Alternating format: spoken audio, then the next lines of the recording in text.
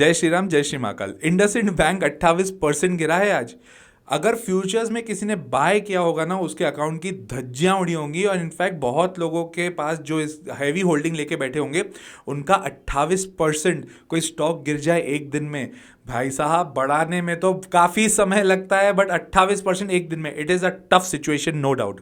ये वीडियो में मैंने बैंक निफ्टी के ऊपर बात करी थी और क्लियरली बोला था कि इंडसइंड बैंक एक ऐसा बैंक है जिसमें बहुत ज़्यादा वोलेटिलिटी होती है, जिसका बीटा बहुत स्ट्रांग होता है। ऐसा क्या हुआ है इस कंपनी में, उसके ऊपर पूरा डिटेल एनालिसिस वीडियो मैं आपके सामने रख रहा हूं। बट ये ध्यान रखिएगा, ये कोई बाइंग सेलिंग रिकमेंडेशन नहीं है, ये प्योरली एजुकेशन पर्पस के लिए हम लोग वीडियो बना रहे हैं। और अगर आपको मेरा वीडियो कंटेंट अच्छा लगता है तो प्लीज़ लाइक कर दीजिएगा वीडियो, सब्सक्राइब कर दीजिएगा चैनल, और कमेंट करके मुझे ज़रूर बताइए कि आपको कौन सी कंपनी पर डिटेल एनालिसिस वीडियो चाहिए, मैं ज़रूर बनाऊंगा। ये वीडियो तो खैर आज के फॉल के बाद ही बनाया है। और दूसरी चीज़, अगर आपको बाइंग सेलिंग करनी है ना, तो आप अपने फाइनेंशियल कंसल्टेंट से बात करने के बात करिएगा। एज यूजुअल जब भी मैं कोई वीडियो बनाता हूं तो उसको कुछ चैप्टर्स में डिवाइड करता हूं। इसको भी मैंने कुछ चैप्टर्स में डिवाइड किया है। रीजन बहुत सिंपल है कि सिर्फ न्यूज़ नहीं है इसमें बहुत सारा कंटेंट अलग लेवल पर है, जहां पर आपको समझ में आना चाहिए कंपनी क्या कर रही है। तो मैंने 4 चैप्टर्स में इसको डिवाइड किया है। सबसे पहले न्यूज़, एग्जैक्टली क्या हुआ इस कंपनी में अभी के अभी। सेकेंडली, बिजनेस स्ट्रक्चर कैसा है इस कंपनी का। थर्ड, फाइनेंशियल्स क्या बोल रहे हैं। And fourth, pros and cons क्या है। ये एक नया चैप्टर है जो मैं आज से अपने वीडियो में इनकॉर्पोरेट कर रहा हूं, that is pros and cons, क्या पॉजिटिव्स हैं क्या नेगेटिव्स। तो let us begin with chapter number 1, that is news. भाई साहब हुआ ये है, ये कहानी कोई अभी की नहीं है, ये कहानी काफी पुरानी है। इंडसइंड बैंक के साथ में ये प्रॉब्लम हमेशा से रही है कि मैनेजरल इश्यूज रहे हैं, इनके मैनेजमेंट में इश्यूज बहुत सारे रहे हैं। इस बार क्या हुआ है, इन्होंने एक लॉस की जो वैल्यू करनी थी, जो लॉस का कैलकुलेशन करना था, जो लॉस का वैल्यूएशन करना था, मिस कैलकुलेट कर दिया। हेजिंग आप जब करते हो, हेजिंग एक टर्म होती है जहां पर बैंक एक ट्रांजैक्शन करती है और पैरेलल बेसिस पे दूसरा ट्रांजैक्शन कर लेती है, ताकि अगर किसी प्राइस में बहुत ज़्यादा फ्लक्चुएशन हो तो बैंक को झेलना ना पड़े। एक सिंपल सा तरीका है कि अगर मैं फॉरेन एक्सचेंज का कोई ट्रांजैक्शन करता हूं, सपोज आप मेरे क्लाइंट है, आप मेरे पास आए कि हमें $1000 चाहिए, तो मुझे आपको $1000 बेचने पड़ेंगे ना। तो सिमिलर बेसिस पर मैं $1000 कहीं और से ले लेता हूं। ये एक तरीका है हेजिंग का, एग्जैक्ट हेजिंग नहीं है, बट फॉर लेमैन मैं एक जनरल टर्म्स में समझाना चाह रहा हूं। अब ये जो ट्रांजैक्शन था, ये ट्रांजैक्शन के कैलकुलेशन में इन्होंने मिस कैलकुलेशन कर दिया है। अरे भाई, इतनी बड़ी बैंक हो आप, इतने, अगर बैंक की बात करें, 5th लार्जेस्ट प्राइवेट बैंक है इंडिया की, इतनी बड़ी बैंक होने के बाद ये वाला मिसकैलकुलेशन कैसे कर सकते हो यार, ये बहुत बड़ी प्रॉब्लम है।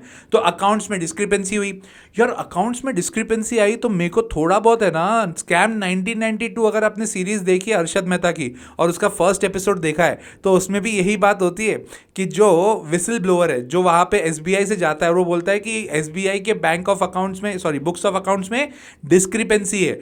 यहां पर भी पहला पॉइंट है कि डिस्क्रिपेंसी है।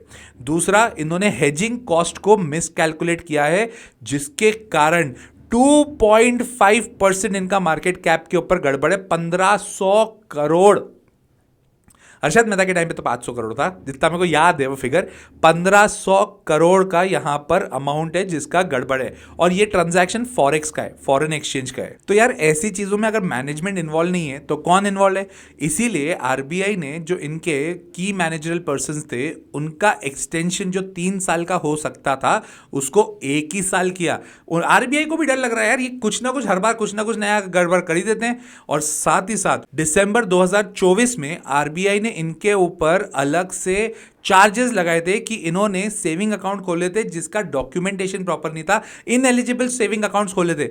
मतलब कुछ ना कुछ हमेशा कहीं ना कहीं ये फंसी रहे। तो बॉटम लाइन अगर मैं बोलूं तो क्योंकि इन्होंने अपने हेजिंग कॉस्ट, मतलब बोरोइंग कॉस्ट, मतलब जो कॉस्ट होती है कंपनी को, उसको मिस कैलकुलेट किया, तो ऑटोमेटिकली मैनेजमेंट इश्यूज हैं। साथ ही साथ दिसंबर 2024 से ही एक नज़र में बैठे हुए थे क्योंकि आरबीआई ने इनके ऊपर चार्जेस लगाए थे।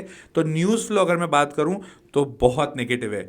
इसी के चक्कर में 28% गिरा है। पर क्या ये बैंक खराब है, क्या ये बैंक अभी अभी बनी है क्या। तो let's come to the chapter number 2, that is business structure. But आगे बढ़ने से पहले जो अपना कोर्स है द लॉजिकल इन्वेस्टर, जहां पर ये पूरा डिटेल एनालिसिस सिखाया जाता है, उसके बारे में डिटेल सुन लीजिए।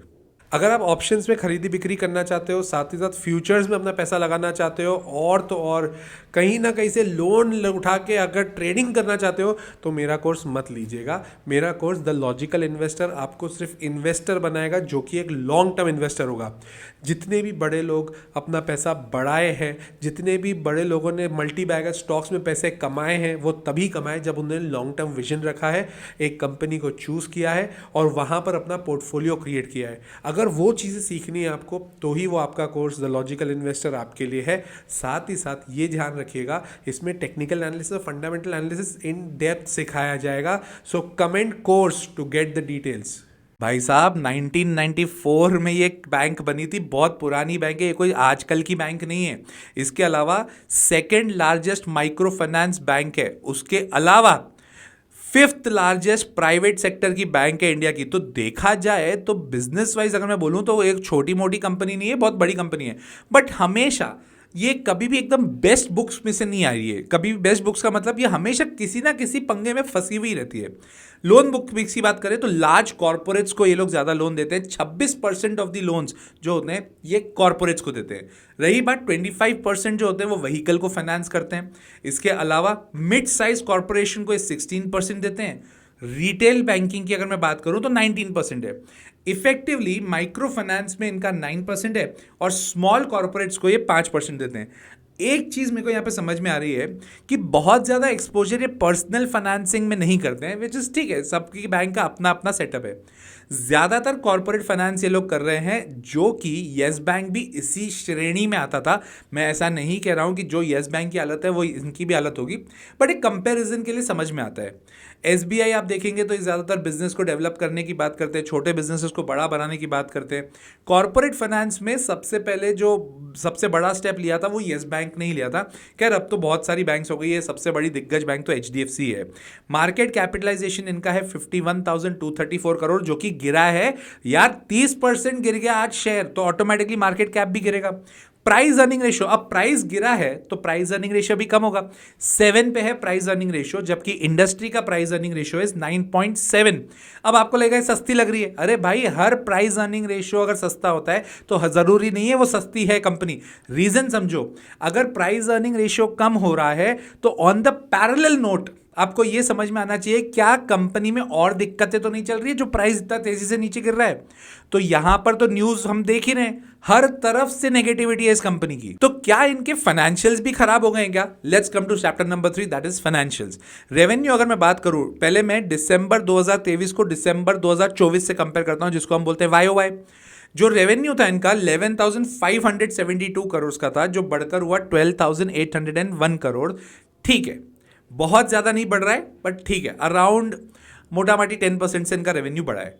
ऑपरेटिंग मार्जिन की अगर मैं बात करूं 672 करोड़ से गिरकर लॉस में 495 करोड़ है।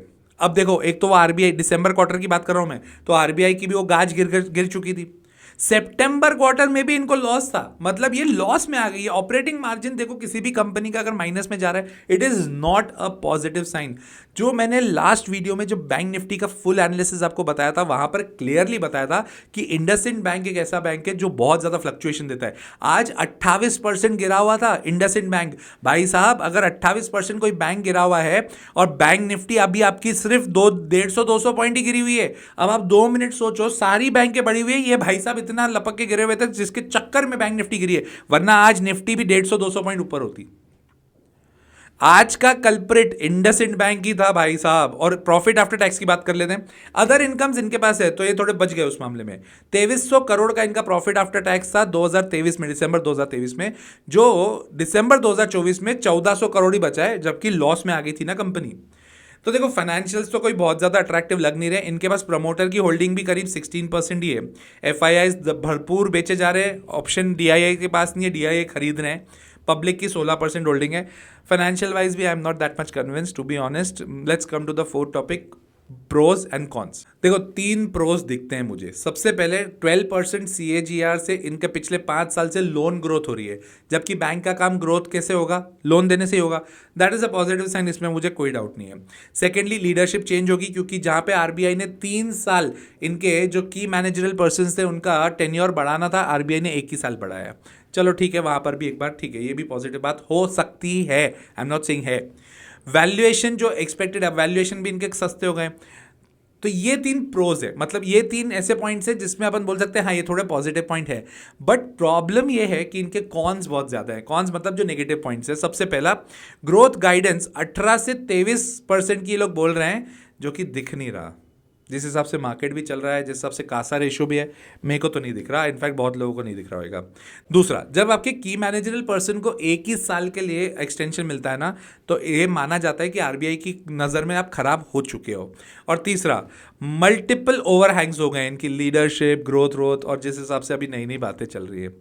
मैं वैसे भी इन्वेस्टेड नहीं था, मैं इन्वेस्ट करने के मूड में भी नहीं हूँ, मेरे को वैसे भी बहुत ज़्यादा रिस्की इन्वेस्टमेंट्स नहीं पसंद आते हैं। आप अपने देखिएगा आपको किस तरह से डिसीजंस लेने हैं, आप अपने फाइनेंशियल कंसल्टेंट से बात करके फ्री कोई डिसीजन लीजिएगा। और अगर आपको मेरा कंटेंट अच्छा लगता है तो लाइक कर दो यार वीडियो, सब्सक्राइब कर दो चैनल, ये बहुत मोटिवेटिंग होता है हम लोग के लिए।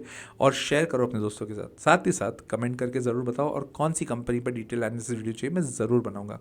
टिल देन, जय श्री राम, जय श्री महाकाल।